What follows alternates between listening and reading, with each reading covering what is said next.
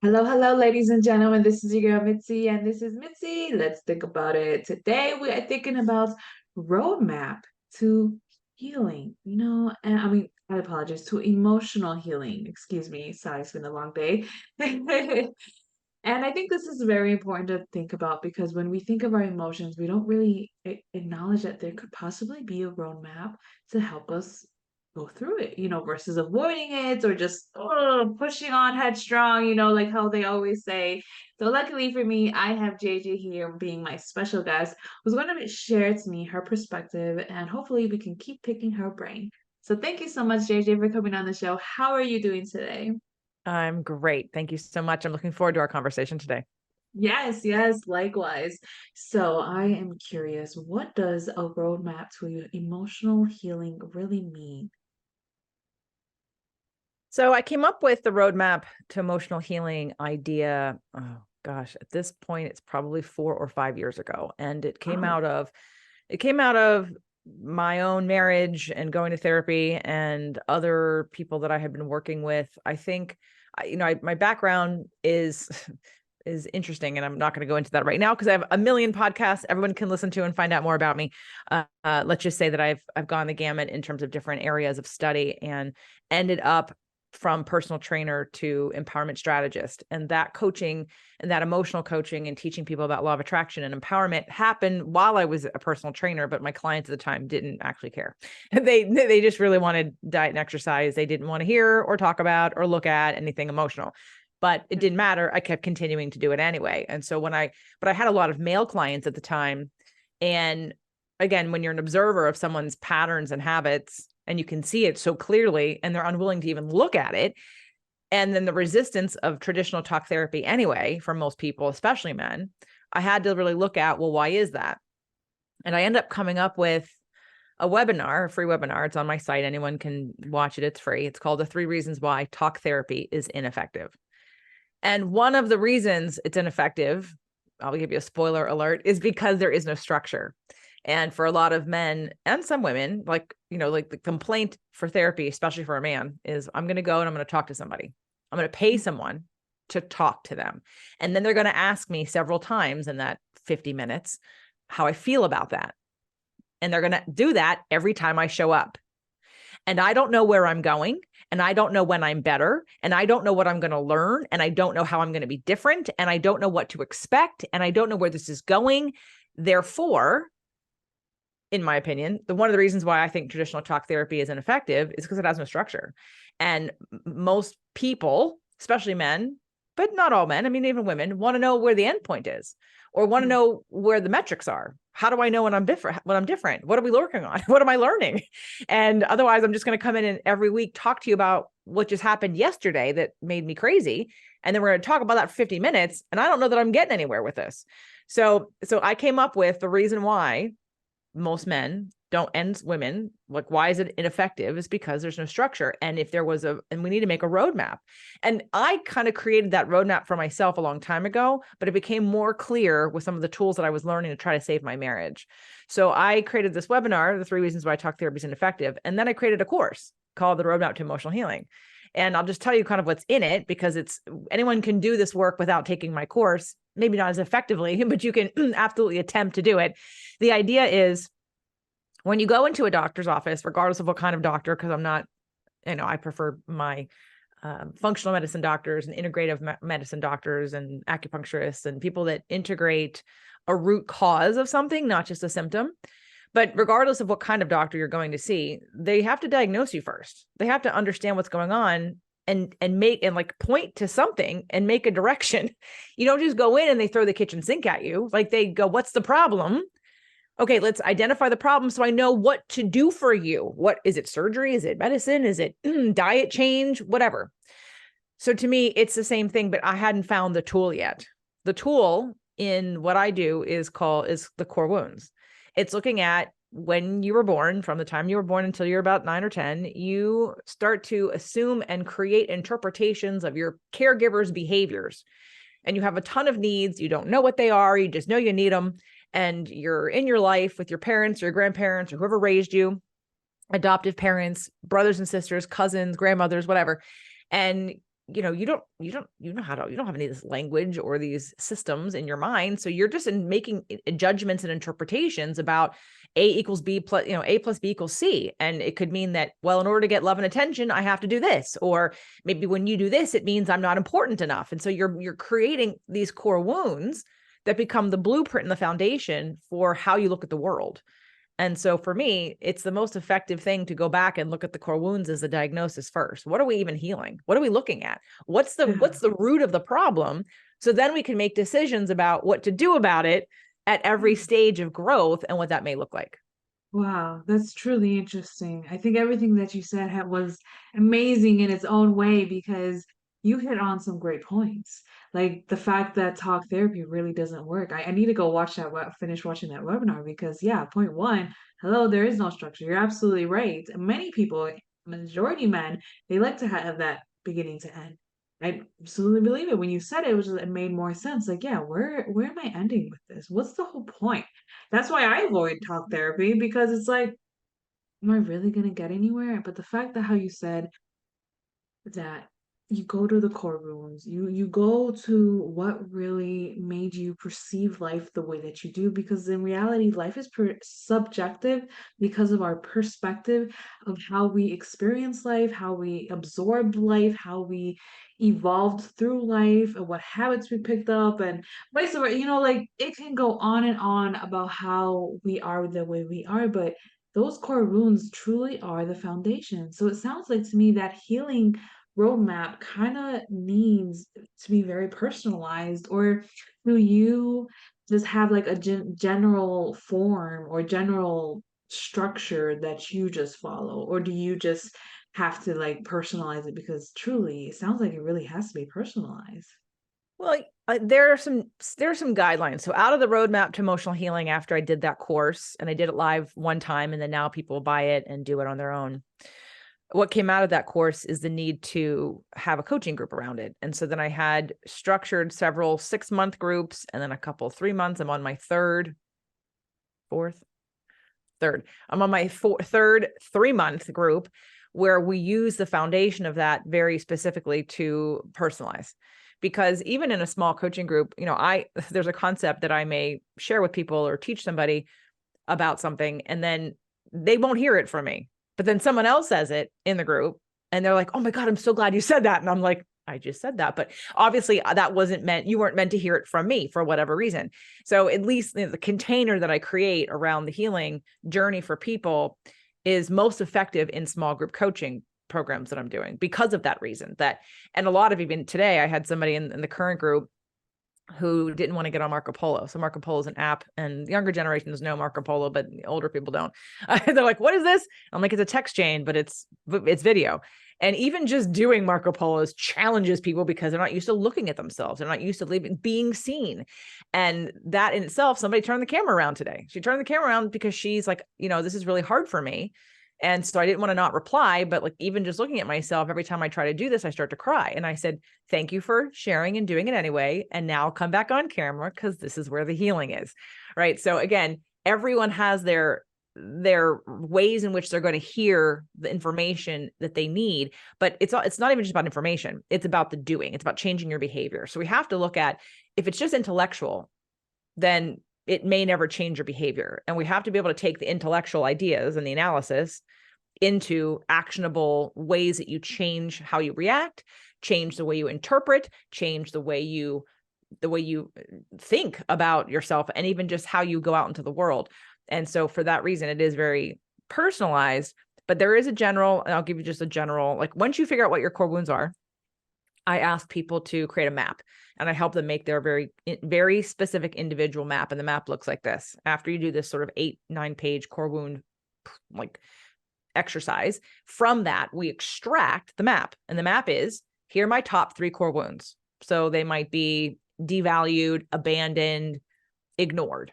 And then from there, we go, okay, so what's the emotional, what emotion do you feel when you have been triggered to feel these 3 things, one of these 3 things? So we look at, and we correlate. So when I feel devalued, I immediately get angry. And then we look at, then what do you do about it? I immediately yell at somebody. Okay. So we make this pattern.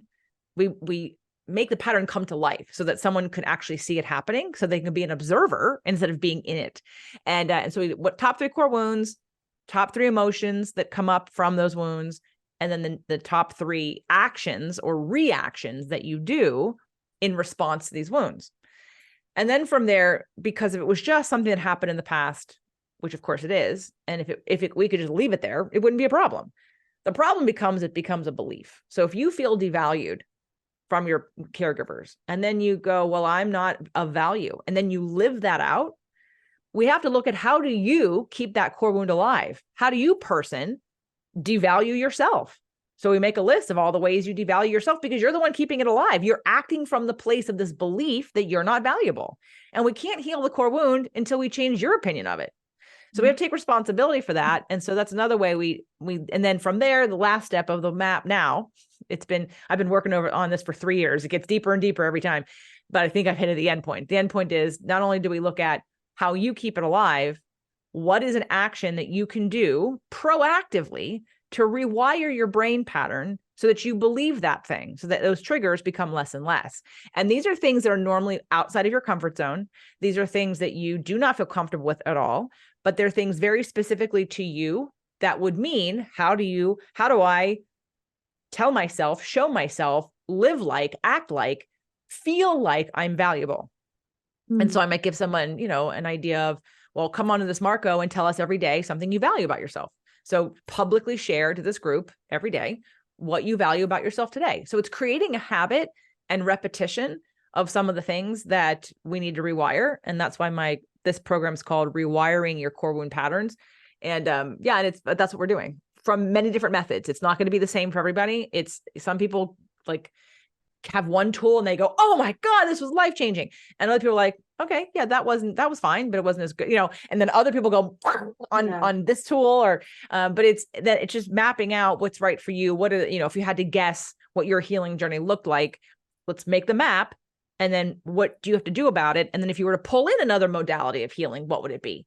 Most people, when they think of emotional healing, they go to a therapist, or they do Reiki, or they see they'll do something where they think that one thing is going to erase everything and change everything. And then they come out and maybe they feel better and they feel different, but it didn't fix everything. Of course it wasn't, because you didn't understand what you were going in to fix in the first place. Exactly. And I love that point, because let's be honest, I've had a lot of people on my show, and it's funny because majority of the time they say that when they're going through their healing process, they're adding multiple areas to find that healing, to finally come to that closure. They try meditation, they try yoga, they try all types of meditation, they try all types of yoga, they try all types of breathing exercises and cleansing and a whole bunch of 9 yards that you can do. But it comes down to, how consistent can you really be? You know what I mean? Because it seems like consistency and that repetition is key to truly rewiring your mind from no longer believing that you're not valued, or that you're not enough, or that you're not worthy, or that you're nobody. Because those are the big ones that I constantly hear, within myself and within other people. And man, the list can truly go on. You know what I mean? Because we're all damaged in some type of way. So I'm really curious, JJ, when did you realize that this path, this walk that you're doing, helping others, when did you realize like this was for you? When did you have that moment and realize, wow, I'm truly making a difference? Well, Mm, I was teaching people things they didn't want to learn as a personal trainer, like law of attraction or whatnot. In fact, and I had even gone to a therapist once to do EMDR, because that was before I realized I could do self-administered EMT. So now I don't need EMDR, or I teach people how to do EMT, and I take them through EFT, emotional freedom technique, tapping.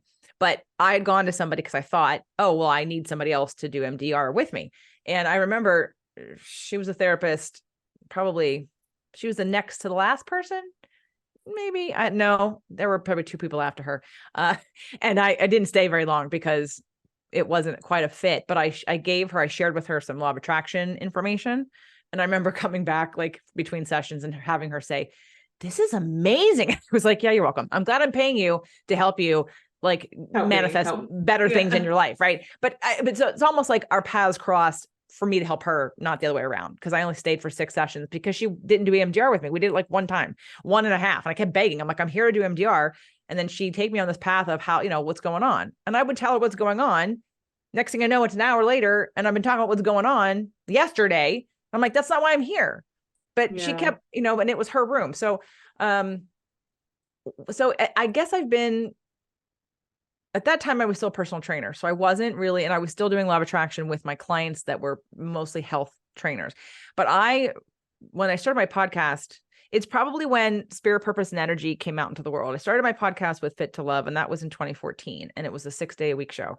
And then I decided after 350 episodes and 18 months that it needed to be broken into different shows because it was too much content under one brand. So I was not being found more accurately. Like people who wanted astrology or spirituality weren't going to be able to find that on Fit to Love. They would, but they didn't know that. So I thought, okay, I need to brand this differently. And so then I rebranded 5 of the shows, and the first one to go out was Spirit, Purpose, and Energy of October of 2016. And that was a game changer because all of a sudden now people could find me. And all of a sudden everybody looking for what I was talking about just showed up. And it was this crazy 2 months of all of a sudden people binging all my content on that show, which at that time was probably less than 20 episodes, and them saying, oh my God, I want more. Where can I get more? This is changing my life. And I was like, oh, okay. So it was really kind of when that took off. And then being able to easily move people from my podcast into a Facebook group or onto my email list or into, a product or an offering or something. So that was probably when I really got that I wasn't crazy and that people wanted what I had and that I was speaking a language that they needed and they were listening. Because in my life, the people that I wanted to share with didn't care. So they wouldn't really respond the way I wanted them to. They also weren't asking. So here's a tip for everybody. Here's a quote, the JJ quote. If they're not asking, they're not listening. So don't shove information down someone's throat who isn't asking for your opinion because they're not listening. So don't try to rescue and help people who aren't asking for it. And so all of a sudden I was just putting it out into the world for the people that wanted it. And so of course they're looking for it and they respond very differently. And then from that, I started doing live events and have memberships and masterminds and the whole 9 yards. And so it just keeps going. And then this work, because these groups, I'm watching in front of my eyes, people changing. Like, I can't tell you how many times, especially doing the roadmap course into the rewire groups or into the 6-month group or into my empowerment strategist certification program. Everyone, life-changing, tears. Oh my God, I'm happier than I've ever been, blah, blah, blah, which is why I had to finally come out with the 3 reasons why talk therapy is ineffective. I'm doing ads right now, which is uncomfortable, but I have to do it because I also am at the place where I recognize that I have something very powerful that people need, but they don't know me. And if I wait for them to try to find me, they may never find me. So I'm like, okay, I need to do some ads to put myself out there. But then of course you have the haters that don't know me, that aren't listening to the video, who aren't really reading the text, who all of a sudden see 3 reasons why talk therapy isn't effective and then want to persecute me. And I say, look, if you love your therapist and your life is different, this is not for you. I am speaking to the people who keep coming to me after 5 years, 10 years, 7 years of therapy and no change. And then 2 sessions with me and they're like, holy shit, my life is different. It happened enough times that I finally had to claim it. And I know it's controversial and I'm not trying to, there are some good therapists out there, but they're doing more than, how does this make you feel? How does that make you feel? They're doing more than that. They're adding tools, they're adding hypnosis, they're adding EMDR, they're adding, they're teaching them something. But there's a whole still slew of people out there that are literally just sitting in a chair, talking about the story over and over again, being asked how they feel, and the story never changes. Yeah, exactly. I love your response. It's beautiful the way that you are able to see it in that way where you are like, you know what? No, something has to give. Something has to give. And you're moving in that direction where you're not looking to change the world. You're looking for the people who need it and they know that they want it. You are already helping the people that are positioning their frame of mind in that direction, just looking for a little nudge, and you're that nudge. You're just there it goes. I see that. I understand because that's how I see it on my podcast as well. I'm not looking for the world. I know everybody's not gonna like me. Hey, I wasn't born to be liked by the world. Hey, it's okay. But I think more people need to realize that when they're going into podcasting and when they just going into anything that seems scary or intimidating, because every direction could be a flooded market. Coaching is a flooded market. Writing is a flooded market.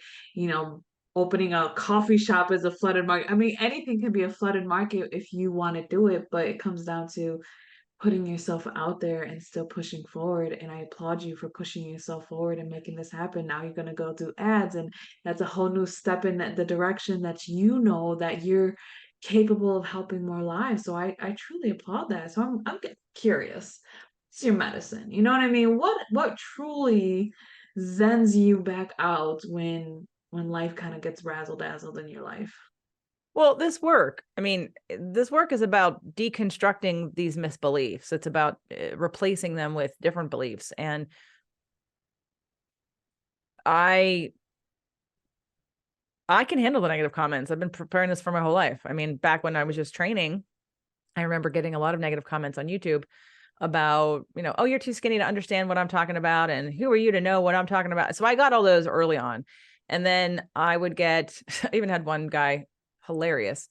Because my podcast Fit to Love had cooking on it and exercise videos. And so I had done a paleo banana bread, and somebody goes on YouTube and writes, "No, thank you." And I was like, dude, just move on. Like, why does anyone take the time to write no thank you? Like, you have no life. What are you doing? Do you think I care? Like, I'm not going to take down my video because you said no thank you. And then when I started interviewing bigger names, I made the mistake of not doing a disclaimer. So for a long time, especially and I get it, people, especially on YouTube people are different than podcasters. People that are looking for a podcast become attached to the host because that's who they're listening to every week, and they know your story and they're intimately connected to you. And if they've stayed long enough, and I've got people listening to me now 7 and 8 years, they're long enough, like they're on your side. Your guest is nice, but many times, depending on the content that you're delivering, I get that we want more of you. Like, you don't need any more guests. You just you come on and teach us stuff, because that's what we're getting the most out of. And so I don't ever really need guests, because I always have a ton of content that I could put out there in the world. But on YouTube, so if I'm interviewing someone who's famous on YouTube, and they're looking for that person on YouTube, and all of a sudden they meet me, like, who is this person? Why is she talking so much? Can she shut up? Can you just have the other person talk? You're so rude. Who do you think you are? Let the other person keep talking. They're the famous person. So I get it. So somebody once came on and said, JJ, can you stop talking? I said, no, this is my show. I paid Yeah, for it and bring it to you for free. You're welcome. So right. I now started saying, like a couple of years ago, welcome to the show.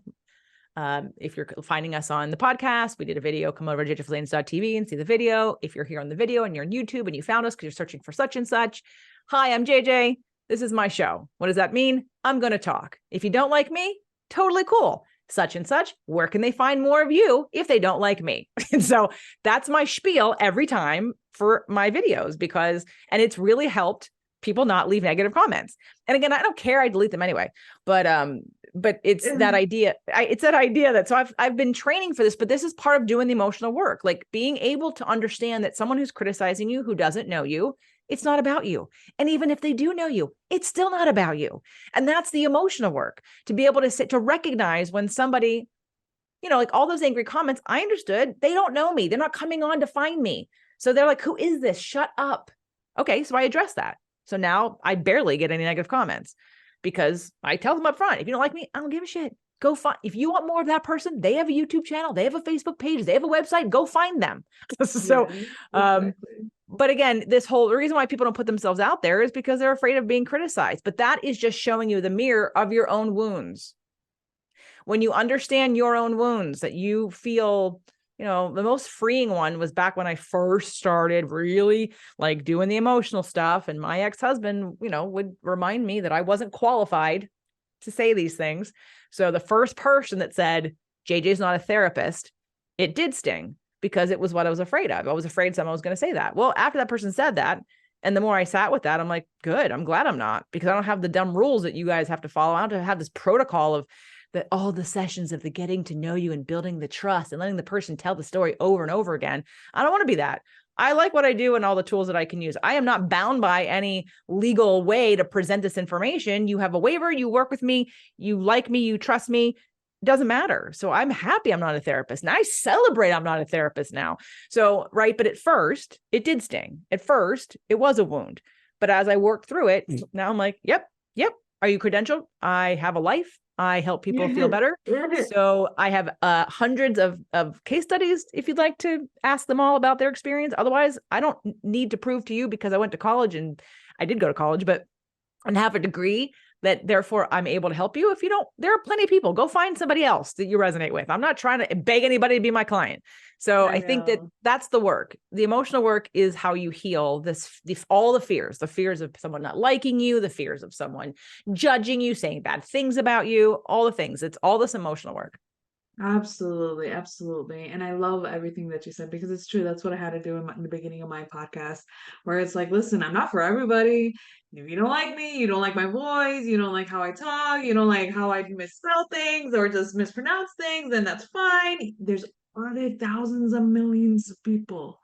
That's why it's like I don't worry about the likes, I don't worry about the followers, I don't worry about the subscribers.